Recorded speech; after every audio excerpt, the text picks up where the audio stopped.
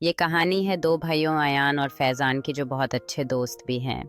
ان دونوں کا جیون ایک خوشحال ماحول میں بیت رہا تھا۔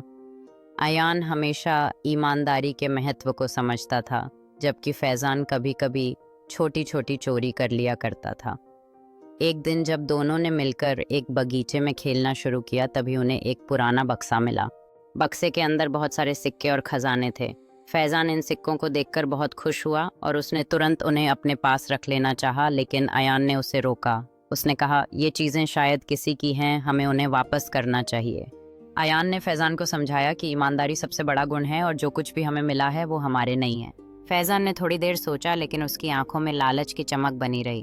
ایان نے کہا، اگر ہم یہ لوٹائیں گے تو ہمیں سچا سکھ ملے گا۔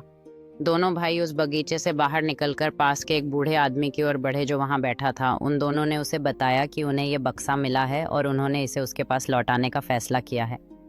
بوڑھا آدمی ان کی ایمانداری دیکھ کر مسکرایا اور کہا، تم دونوں نے آج مجھے گروت کر دیا ہے۔